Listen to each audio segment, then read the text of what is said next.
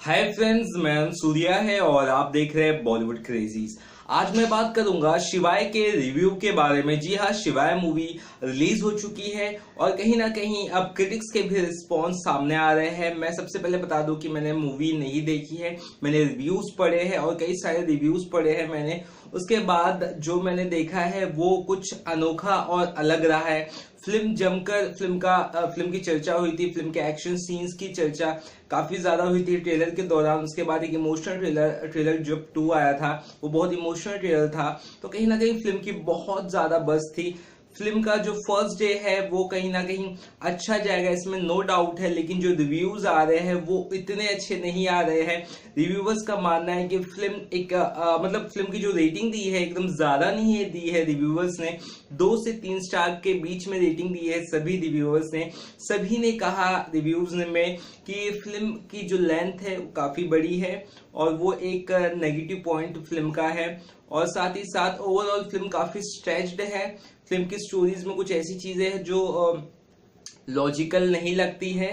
और अब मैं सबसे पहले बात करता हूँ इसके कैरेक्टर्स के बारे में, फिर बात करूंगा इसकी स्टोरीज के बारे में जो सामने निकल कर आई है। उसके बाद जो और बाकी चीजों के बारे में कहा गया है उसके बारे में बात करूंगा।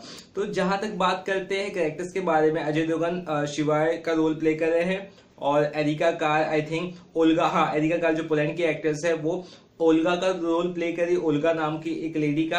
और ओल्गा जो है वो लव इंटरेस्ट का रोल प्ले करे, यानी कि लीड एक्ट्रेस बनी है इस फिल्म में। और एरिका उसके बाद जो है गौरा का रोल प्ले करी है एबिगेल एम्स, छोटी सी बच्ची, उसका नाम गौरा रखा है फिल्म में।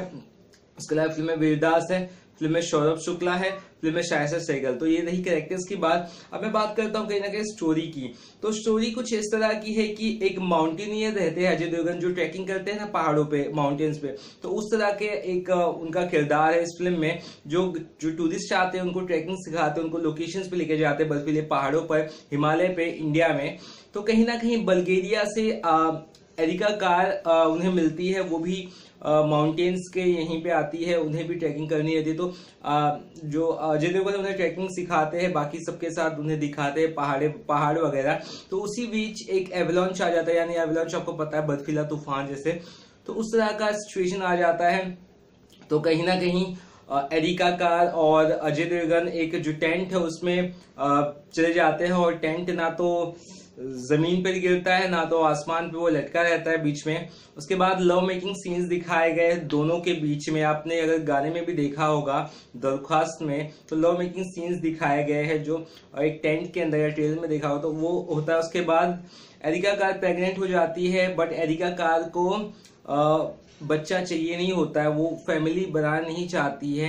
तो उसके बाद जब बच्चा हो जाता है 9 महीने के बाद, तब एरिका कार बल्गेरिया वापस लौट जाती है अपने कंट्रीज में। उसके बाद 9-10 साल बीत जाते हैं जब एबिगेल एम्स यानी गौरा जो अजय देवगन की बच्ची है वो बड़ी हो जाती है। तो वो कहीं ना कहीं डाउट करती है, क्योंकि उनके पिताजी यानी अजय देवगन कहते हैं कि तुम्हारी माँ की डेथ हो गई है, इस तरह से। लेकिन एरिका कार को तब तक गौरा यानी कि एबिगेल एम्स जो उनकी बच्ची है, तुमको समझ में आ जाता है कि मेरे पिताजी झूठ बोल रहे हैं और उनकी जो माँ है एरिका कार वो जिंदा है, यानी कि ओल्गा जिंदा है बल्गेरिया में। तो उसके पिताजी को फोर्स करती है कि अब बल्गेरिया चलिए और मम्मी को ढूंढिए। तो उसके बाद अजय देवगन की जो एक लाइफ में सिर्फ एक ही मतलब एक ही कोई प्यार है, तो वो फैमिली है, तो वो उनकी बच्ची है। तो उनकी बच्ची की बात टाल नहीं पाते, बल्गेरिया जाते हैं और ढूंढने की कोशिश करते हैं उनकी वाइफ को, यानी कि एरिका कार को। और उसी बीच में गुंडे लोग ट्रैफिक कर लेते हैं, यानी कि अगवा कर लेते हैं उनकी बच्ची यानी कि जो है गौरा उनको। उसके बाद अपनी बच्ची को ढूंढते हैं किस तरह से, उसके बाद किस तरह एक जो डिस्ट्रॉयर मोड में आ जाते हैं अजय देवगन, ये फिल्म में वो दिखाया गया। उसके बाद एरिका कार को किस तरह ढूंढते अपनी वाइफ को, अपनी बच्ची को, वो उसके रिवॉल्व फिल्म है। आप अगर सोचते होंगे कि मैंने पूरी स्टोरी बता दी, तो पूरी स्टोरी नहीं बताई, मैंने आपको सिर्फ बेस बताया है। इसके बाद जो स्टोरी टर्न अप लेती है, जो चीजें होती है, जो विलन्स आते हैं, किस तरह से फाइटिंग होती है, वो सब फिल्म में बहुत ही अच्छा लगेगा। बट ओवरऑल सभी ने कहा है कि ये फिल्म, जैसे कि अजय देवगन ने कहा कि बहुत ज्यादा इमोशनल है, इमोशनल पर्सपेक्टिव पे है। बट कहीं ना कहीं जो क्रिटिक्स के रिव्यूज आ रहे हैं उनके हिसाब से सभी ने ये कहा है कि एक्शन जो इस फिल्म में जितना एक्शन है उसके आगे कहीं ना कहीं इमोशंस दब रहे हैं। लेकिन अजय देवगन की तारीफ जरूर की है सभी ने, बट उससे ज्यादा तारीफ की है जो छोटी सी बच्ची है फिल्म में एम्स करके, एबिगेल एम्स, उनकी जिनका नाम फिल्म में है गौरा, जो उनकी बच्ची है, उनकी तारीफ सबने काफी ज्यादा की है।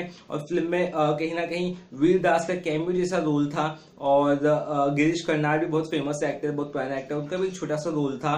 तो फिल्म में देखा जाए तो शायद सहगल जो दिलीप कुमार और शायरा बानो ग्रैंड नीज है, उनका भी एक छोटा सा रोल था, कोई ज्यादा बड़ा रोल नहीं था। उनकी ये बॉलीवुड डेब्यू फिल्म थी और इतना शायद इम्प्रेस कर नहीं पाई इस तरह से क्रिटिक्स का कहना है। तो ओवरऑल आपको बता दिया कि ये स्टोरी का ये पार्ट था। लेकिन सभी ने एक चीज तारीफ की है, जो डायरेक्शन उसकी तारीफ की है अजय देवगन की, और जो स्क्रीन प्ले है यानी कि लोकेशंस वगैरह बहुत ब्यूटीफुली शूट हुए हैं इंडिया और बल्गेरिया में, तो उसकी तारीफ सभी ने की है। लेकिन म्यूजिक में कहीं ना कहीं थोड़ी कमी जरूर है, इस तरह से क्रिटिक्स ने कहा है, जो मिथुन का म्यूजिक है इस फिल्म में। और लेकिन गाना हर आपको पता ही कितना बड़ा हिट हुआ है, और टाइटल ट्रैक भी शिवाय का बहुत चला है, बट कहीं ना कहीं कुछ चीजें, कुछ खामियां जरूर है। इसीलिए सभी जो क्रिटिक्स है सभी ने इस फिल्म को 2 से 3 की रेटिंग दी है। और साथ ही साथ ये भी कहा है कि अजय देवगन के आप बहुत बड़े फैन हैं, तो आप फिल्म को जाके देख सकते हैं बिना कुछ सोचे, बिना कुछ समझे। तो जिस तरह से मैं एक एक्सपेक्ट कर रहा था कि ये फिल्म की रेटिंग आई थिंक 4 स्टार करीबन हो, 3.5 से 4 स्टार या 4.5 स्टार, उस हिसाब से अभी तक रेटिंग नहीं मिली है। फिल्म की रेटिंग करीबन 2 से 3 स्टार के बीच में सीमित रही है। इसका मतलब ये भी नहीं कि एकदम ही बेकार रेटिंग है, इसका मतलब फिल्म आप जाके देख सकते हो, फिल्म अच्छी फिल्म है। और दिवाली का मौका है, दिवाली के मौके पे आई थिंक इतनी मेहनत के बाद कोई डायरेक्टर फिल्म लाता है, यानी कि अजय देवगन 1.5-2 साल की मेहनत के बाद, और कुछ अलग करते हैं, कुछ एक्शन में कुछ एक लेवल ऊपर ले जाते हैं हॉलीवुड जैसा, तो ये फिल्म आई थिंक देखने बनती है और देखनी भी चाहिए। और तो ओवरऑल ये मैंने आपको पूरा फलसफा बता दिया फिल्म का, और आई होप आप फिल्म जरूर देखेंगे। मैं भी जिस तरह से फिल्म देखूंगा, जिस तरह से कलेक्शन आएंगे, मैं आपको जरूर बताऊंगा। फिलहाल आपसे मैं पूछना चाहता हूँ कि आपने अगर फिल्म देखी तो आपको कैसी लगी, और आप फिल्म से कितनी ज्यादा उम्मीदें लगाए बैठे हैं। तो कुछ और बॉलीवुड खबरें पता चली तो मैं आपको जरूर बताऊंगा। तब तक के लिए बाय।